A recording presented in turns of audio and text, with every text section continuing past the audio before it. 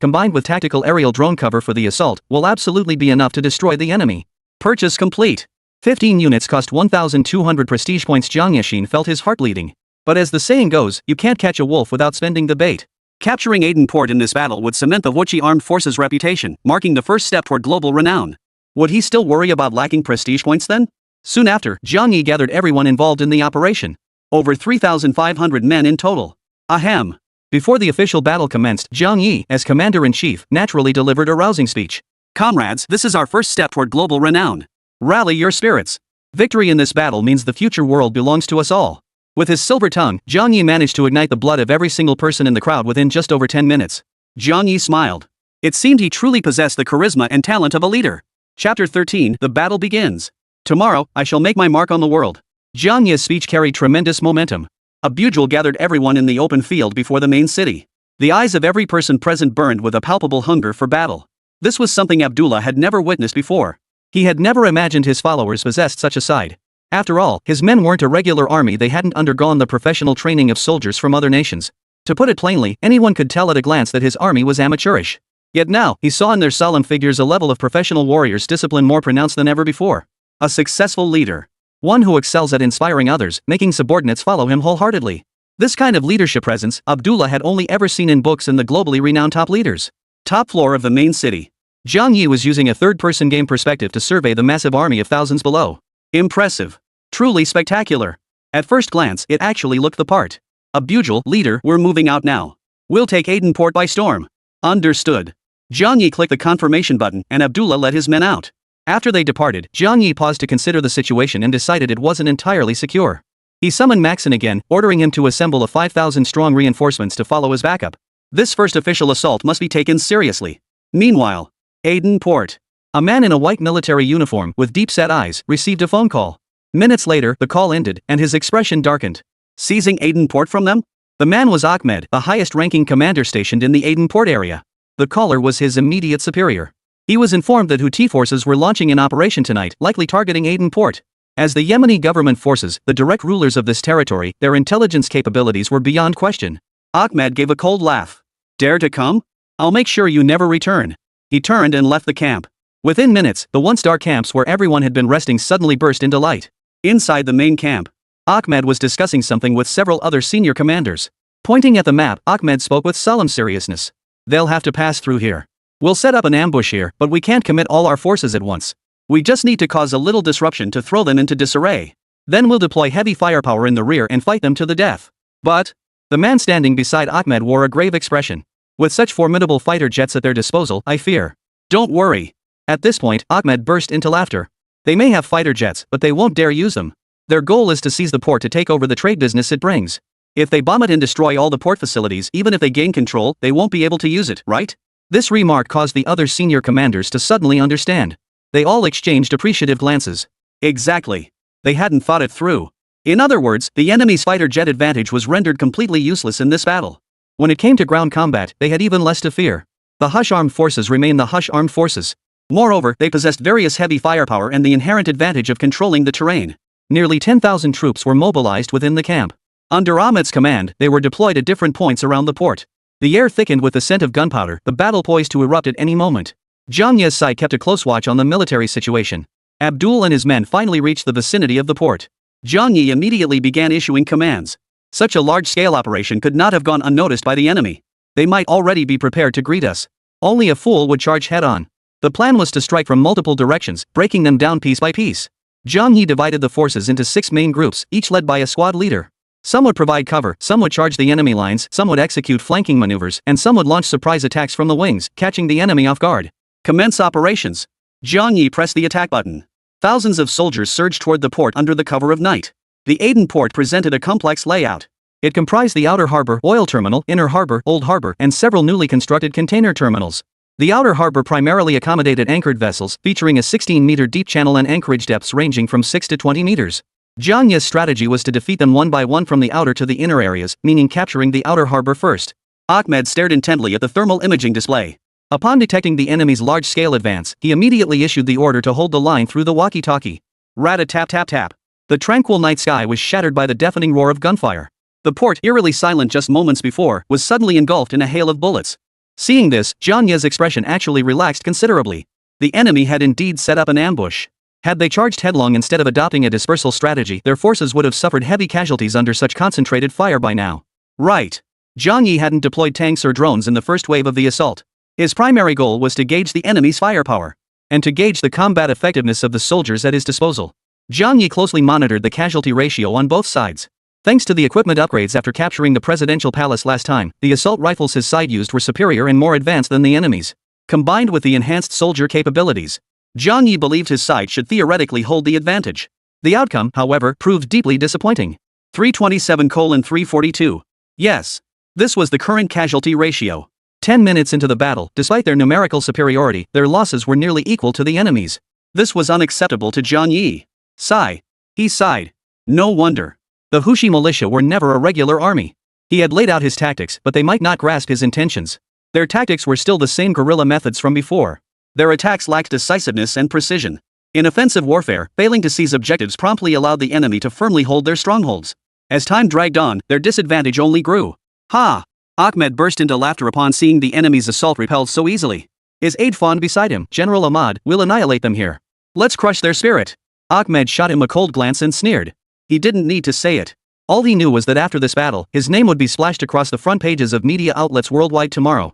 Chapter 14, Decapitation Operation. The battle was decided. The battle raged on. Its intensity far exceeded Jiang Ye's expectations. Fortunately, Jiang Ye had a backup plan, having instructed Maxin to bring another group of reinforcements. 15 minutes later, Maxin arrived on the battlefield. Ahmed's side seemed to have gotten a bit cocky, thinking Jiang Ye's forces were nothing special. Had he held his ground, Jiang Ye would have struggled to break through in the short term. The Horshi militia's combat strength still fell short. Yet Ahmed ordered his rear guard to advance to the harbor for a decisive battle. Jiang Ye keenly sensed this. He realized Ahmed had made a fatal mistake. Maxin, I have an important mission for you. Maxin, Commander, your orders. Circle around to the enemy camp center, locate their leader, and execute a decapitation strike. No problem? Both Maxin and Alpha were super special forces operatives rewarded by the system. Their personal attributes and capabilities far surpass those of ordinary soldiers.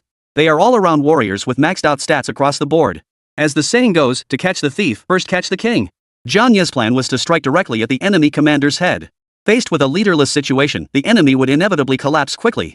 Maxin, no problem. For an assassination mission, he couldn't bring too many men. Maxin led 7 elite special forces operatives, the cream of the crop, the elite among the elite.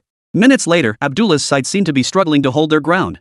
His mission was to command his forces in direct confrontation with the government troops. He sought support from Jiang Ye for Maxin. Jiang Ye had no choice but to reveal the truth to Abujal. Upon hearing this, Abdullah immediately grew concerned. Abujal, leader, the enemy is positioned at the core of their main force. Attempting a decapitation strike by bypassing so many troops would be extremely difficult. Rest assured, Abujal. My observations show their frontline forces have clearly been reinforced, proof they've committed rear units. Their rear defenses must now be relatively vulnerable. Abujal finally understood. Truly the leader. Every move was meticulously calculated. Had Jiang Ye not pointed it out, he wouldn't have noticed the signs of enemy reinforcement. Jiang Ye didn't blame Abujal. He hadn't received professional training, after all. Otherwise, the Hushai militia wouldn't have been beaten so badly by government forces before he took over. Of course. Abujalai's rise to leadership is undoubtedly a testament to his own abilities. His potential for advancement remains substantial. Maxin set out to execute the decapitation strike. Jiang Ye spared no troops, choosing to go all in by committing every available reinforcement. The firepower on the battlefield intensified dramatically. At the Yamen government headquarters, Hadi and others closely monitored the battle. The port of Aden was crucial. Losing the port meant losing a major source of income. There was no room for error. Fortunately, battle reports arrived from the front lines at that moment. Learning that the Houthi forces had been unable to breach their front lines and were being driven back step by step, Hadi and the other Yemen government officials wore relieved smiles. This third-rate force had beaten us once and now thought themselves invincible, daring to set their sights on Aden port. A flash of ruthlessness flickered in Hadi's eyes. Having risen to his position, Hadi was no pushover. Given the chance, he wouldn't give his enemies a moment's respite. He'd wipe them out completely. The scene shifted back to the battlefield. The influx of reinforcements finally began to shift the tide of battle. Jiang Ye studied the map and noticed a weakening in the enemy's resistance forces in the northwest of the outer harbor. Jiang Ye immediately ordered Abujal to launch an operation. Over 1,000 soldiers were redeployed from other sectors to launch a fierce assault on the vulnerable sector. In just 12 minutes, the defending force was completely annihilated. Just as Jiang Ye prepared to press the advantage, enemy reinforcements arrived. Abujal, damn it. It seems their defensive strength is greater than we anticipated. Yet Jiang Ye showed no sign of panic. What's there to fear? Any reinforcements arriving now must come from their internal defense units. The more troops they send, the weaker their core defenses become, making the decapitation mission easier, wouldn't you agree? Abujul. Good. Truly a leader. Another lesson learned from Jiang Yi. Abujul's image in his mind soared to new heights. The only remaining suspense now was whether Jiang Yi's decapitation mission would be successfully completed. Abu Dulay's eyes shone with profound respect as he eagerly anticipated the outcome. Ahmed's location. The inner harbor area. The inner harbor environment was highly complex. Under cover of night, Maxon and his few men quietly made their way to an old fishing harbor. Years of fishing had left the floor slippery. The air was thick with the pungent smell of fish. Maxon crouched beside a cold storage unit, gazing into the distance. Across the way stood a shipyard. To reach Ahmed's location, they would need to pass through this shipyard, then bypass an ice plant and a seafood processing zone. Heavily guarded troops patrolled every section of the route. After a brief observation, Maxon fixed his gaze on the shipyard's 2 dry docks. In the darkness, several figures leapt nimbly onto the metal supports of the dry docks, swinging their arms with force as they swung their way across to the opposite shore. The faint sounds they made were perfectly masked by the wind. Jiang Yi, observing the frontline battle, switched his view to Maxon. They've penetrated this deep? Jiang Yi smiled. The coordinates showed that Maxon and his men had reached the vicinity of the enemy commander's headquarters. Jiang Yi issued an order. Make it quick and clean. Maxon, roger that, boss. At that moment, Maxon leaned against a wall, pushed off with his feet, scaled it, and landed. Through the window of a small building ahead, Maxon spotted Ahmed directing the battle inside. A few minutes later. Ah! Several agonized screams echoed from within the building. Maxon kicked aside a corpse at his feet and walked expressionlessly toward Ahmed. Who are you? Ahmed's pupils contracted slightly, his expression filled with terror as he kept backing away. But Maxon wasted no words. He lunged forward, blade flashing. Within fractions of a second, Ahmed lay in a pool of blood. Satisfying. At the same moment, a reward notification popped up on Jiang Yi's phone screen. Beheading mission completed. Reward 200 prestige points. All soldiers strengthened by 3%. This mission doesn't seem to be on the mission list. Could it be a hidden mission? Jiang Yi's lips curved upward into a faint smile. Regardless, this trip has yielded significant gains. With Ahmed dead, the outcome of this battle was already sealed. Next, Jiang Yi instructed Maxon to use Ahmed's command communications equipment to address all the frontline soldiers. Meanwhile, without Ahmed's command, the frontline soldiers gradually lost their composure, unsure how to proceed. Just as they began wondering what had happened, Maxon's voice crackled through the headsets of several squad commanders. Chapter 15, Seize the Port. Genetic Enhancement Serum. Maxon, attention all personnel. Your commander-in-chief, Ahmed, has fallen by my hand. If you wish to live, lay down your weapons and surrender immediately. Maxon's tone was calm. Yet these words struck like thunder in the ears of every government soldier. What? Commander Ahmad is dead? At the front lines, countless soldiers stared at each other in stunned disbelief, their eyes filled with terror. Unbelievable. They were about to say it couldn't be true, Ahmed couldn't just die like that. But then it hit them that voice had come directly from Ahmed's command post. Which meant the enemy was currently inside their command post. The fact that he could obtain the communicator and relay this message to them. There was only one possible explanation. Ahmed was indeed dead. But this was Ahmed, a renowned commander of the Yemeni government. A man with a distinguished combat record, who fought in several major battles that shook the eastern continent. And he just died like that? Chaos erupted. Soon, the entire garrison descended into utter chaos and the first line of defense collapsed. Jiang Yi recognized this as his chance. He immediately ordered Abdullah to organize forces for a massive breakthrough. The casualty ratio shifted from a slight advantage for Jiang Yi's side to a significant one.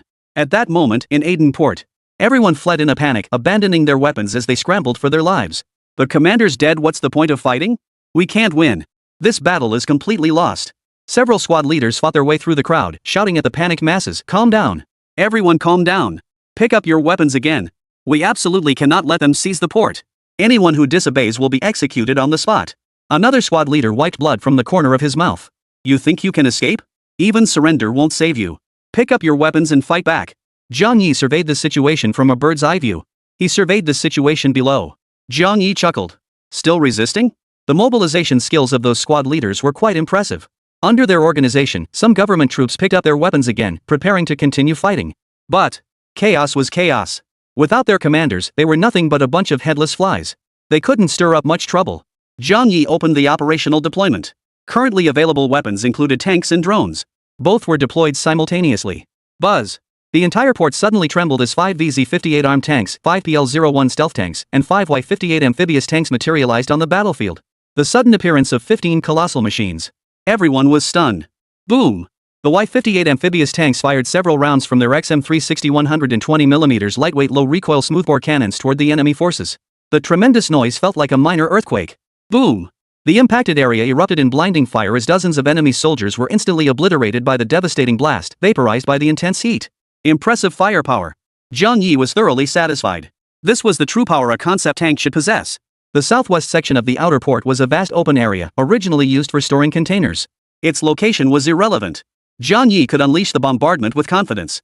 Following the Y-58 amphibious tank, the VZ-58 armed tank and PL-01 stealth tank also unleashed a barrage of fire. 105mm or 120mm tank guns and 325 APCR series shells rained down in succession. Each time these dozen or so battlefield behemoths fired, it was like the roar of steel monsters.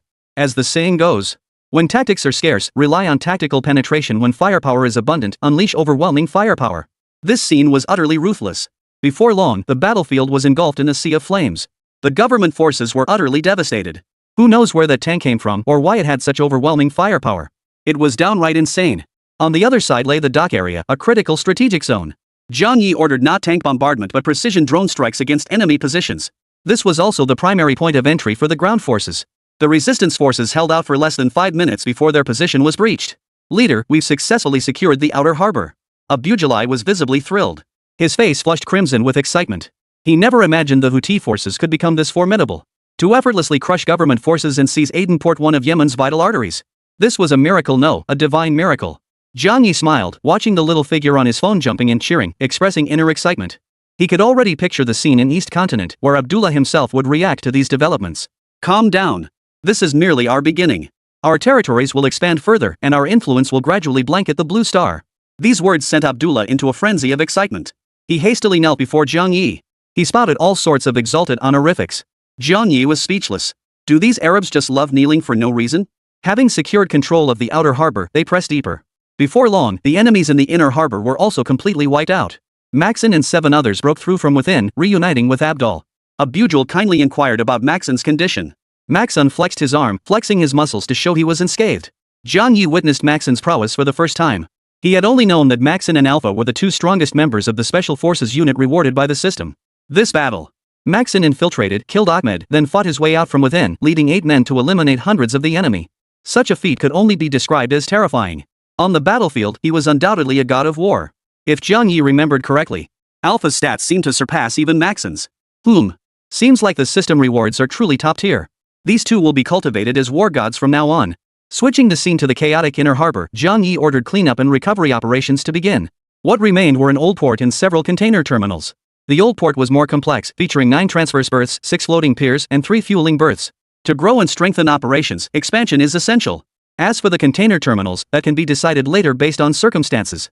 A gentle breeze swept across the sea between Pingjin and Tianjin, leaving ripples in its wake. Far on the horizon, the sky gradually glowed with the first light of dawn. Dawn was breaking. After hours of combat, the old port and container terminal were finally secured, bringing them fully under Zhang Yi's control. Thus concluded. This campaign concluded with Zhang Yi's resounding victory. Stretching lazily in bed, Zhang Yi felt refreshed and invigorated. The last enemy soldier had been eliminated. The moment Zhang Yi had been most anticipating had arrived. A golden border, shimmering with radiant light, appeared on the screen. Congratulations on completing a conquest battle. Reward, Gene Enhancement Potion. Chapter 16, What the hell? This enhancement serum is insane. Gene Enhancement Serum? A notification popped up on the phone, showing a glass test tube filled with blue liquid. Could it be what I'm thinking? As a modern youth who'd spent years surfing the web, this stuff wasn't exactly rare in novels and TV shows. In American movies and TV shows, anyone who takes this stuff gains superpowers, either superhuman strength or lightning fast speed, or commanding the elements wind, rain, lightning, and thunder. In short, the effects were wildly exaggerated. Zhang Yi was stunned, because it suddenly occurred to him that the items in the game could manifest in reality. With that thought, Zhang Yi tapped his finger on the screen to examine the specific data of the gene enhancer. See if it's what he imagined. After reading it, Zhang Yi couldn't help but gasp in astonishment. Genetic Enhancement Serum. Data description. Enhances the user's metabolic functions and all physical capabilities, increases brain utilization, and unlocks the peak of human potential, including but not limited to strength, dramatically increased physical power. Endurance, possesses extraordinary stamina, enabling prolonged high-intensity activities and long-distance sprints. Speed, includes both movement speed and reaction time, enabling rapid responses to external stimuli. Impact resistance, muscle tissue and bone structure are fortified to match the resilience of professionally trained special forces personnel. Self-healing, accelerated physical recovery rates. Superior endurance, an enhanced endocrine system enables faster and greater secretion of adrenaline upon injury or intense pain, effectively alleviating discomfort. Enhanced flexibility, improves joint suppleness and muscle responsiveness, making the body more agile. Usage: oral administration. Ingredients: manufacturing. Source: Yes, upon reviewing all the effects and data, Jiang Yi was astonished to discover. This damn thing is basically a replica of the Super Soldier Serum. The Super Soldier Serum. In the Marvel Universe, Captain America Steve Rogers was injected with the Super Soldier Serum. This serum transformed a frail man into a muscular giant capable of planting his hands into stone, granting him superhuman strength, speed, endurance, and agility. Its effects manifested in feats like pulling an airplane with bare hands and withstanding Thanos' punch head-on. In real life, that's the equivalent of a god-tier being who could punch an elephant to death with 3 blows. The gene enhancer rewarded by the system might not be quite that powerful, but its effects could be remarkably similar. I wonder if using it could unlock the human body's peak potential. Jiang Yi murmured to himself, head bowed. Anticipation surged within him. Jiang Yi eagerly clicked to claim the reward and inspected it in his inventory. At that moment, notice, this item has been unlocked. Hosts may repurchase it through the Fame store. Repeat purchase? Jiang Yi hadn't expected the system's surprises to come one after another. Even enhancement potions like this could be repurchased. Unbelievable, this is getting ridiculous. Jiang Yi had initially intended to materialize it for his own use. Now, with enough prestige points in the future, he could equip them for all his subordinates. Build an invincible, enhanced special forces unit. Nothing would stand in their way, not gods nor Buddhas. Let's check the prestige points. Jiang Yi opened the data panel. Current prestige points 837. Over 800. It had risen significantly. Jiang Yi believed this was due to news of his capture of Aden port gradually spreading and gaining traction. Once the Yemen government forces and the Houthis learned he'd successfully captured Aden port, it would undoubtedly create an even bigger sensation. As for the reputation points reward, it would certainly be more than just these 800-odd points.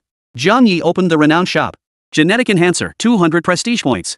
Still not cheap. Jiang Yi exchanged for 1 bottle. With the free one from the system reward, he now had 2 bottles. After a moment's thought, he decided not to materialize them immediately. Instead, he planned to have Alpha and Maxon test them first. As the system rewarded absolutely loyal troops, they wouldn't betray him. They were essentially Jiang Yi's right-hand men in the game, so he didn't mind giving them the boosters. Alpha, Max, this is your reward. Overwhelmed by the honor, they stared at the gene enhancer. Maxon, leader, is this? Never mind. Just take them. I wouldn't harm you.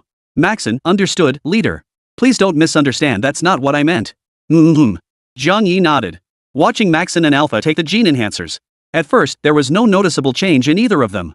But after a few minutes, Jiang Yi clearly noticed they had transformed, their builds grew more robust, and their already well-developed muscles became even more pronounced. Every inch of them seemed like steel, radiating raw power. The two seemed to sense something was amiss. Alpha, leader, why are our bodies? Oh, it's a potion that enhances the body. Go test its effects. Jiang Yi said. The two arrived at the training camp. Built alongside the main city during its construction, it served to train soldiers. It was still rather rudimentary, but it would suffice. Alpha walked straight up to a dummy and threw a punch. Boom! A thunderous impact sent the dummy flying 4 or 5 meters before sliding several more meters across the ground. Alpha stared in astonishment at his own performance. Alpha, leader, I. Jiang Yi was equally stunned. This was absurd, the dummy weighed over 200 pounds. Of course, Jiang Yi had to maintain his composure. Ahem. This is the expected result, Alpha. You performed well. Alpha, thank you for your praise and reward, leader. Next, Maxon gave it a try. He too sent the dummy flying with a single punch, then hoisted the several hundred-pound object and walked off with it. What astonished Jiang Yi most was the sheer speed. Both Max and Alpha were muscular, powerhouse types. Excessive muscle mass typically compromises agility. Yet both clock 8-second times in the 100-meter test. What does that mean? Keep in mind the world record is only 9.58 seconds. This outcome was somewhat unexpected. Jiang Yi hurriedly redeemed a bottle from the prestige store and materialized it into reality. Who wouldn't want to be a superhero? Materialization requires 500 prestige points. Proceed? Alright. Materializing it into reality actually required 500 prestige points, but Jiang Yi accepted it. Confirm. Just as Jiang Yi was wondering how the materialization reward would appear, his phone buzzed with a text message. He picked it up to find a delivery notification. Jiang Yi went to the school gate, collected the package, and upon opening it, found the gene enhancer inside. Open it. Take it. The taste was pleasant, a faint minty freshness, far more palatable than Jiang Yi had imagined. After swallowing it, an expanding sensation spread through his body, accompanied by intense heat.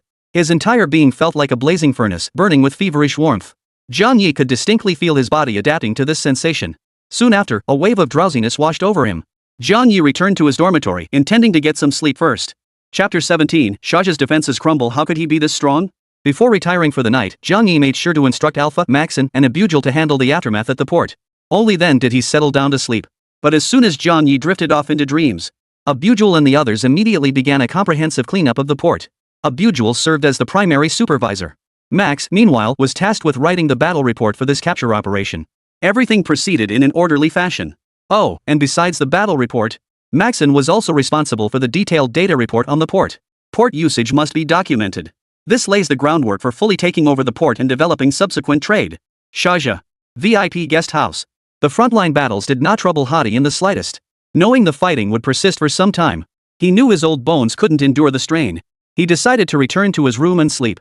He believed that upon waking the next day, he would receive news of the complete annihilation of the Houthi offensive forces. After all, Aden port had always been a priority for them. Heavy forces guarded the port, equipped with advanced weaponry. Moreover, they had an outstanding commander like Ahmed in charge. He couldn't imagine how they could possibly lose this battle. Yet the sound of hurried footsteps outside jolted the enemy commander from his slumber. What's going on? Having been rudely awakened from a pleasant dream, Hadi was in a foul mood as he roared toward the door. Bad news, Mr. President. The one reporting was a high-ranking official from Yemen who was temporarily staying with Hadi in Sandow. Bad news? What kind of bad news? Hadi's brow furrowed with confusion. What could possibly happen in the middle of the night? Could it be Aden port? But if it's Aden port, how could things go wrong when they're certain to win? Speak up. What is it? Hadi realized something was terribly wrong. He rolled over and sat up abruptly, nearly twisting his back. Well, it's like this. The high-ranking official stammered, fearing Hadi would fly into a rage upon hearing the news. But what must be said must be said. We just received word from the front lines that our troops have been suffering defeat after defeat. They've been completely wiped out by the enemy. Not only has Aden port fallen completely, but even General Ahmed. What? The news struck Hadi like a bolt from the blue.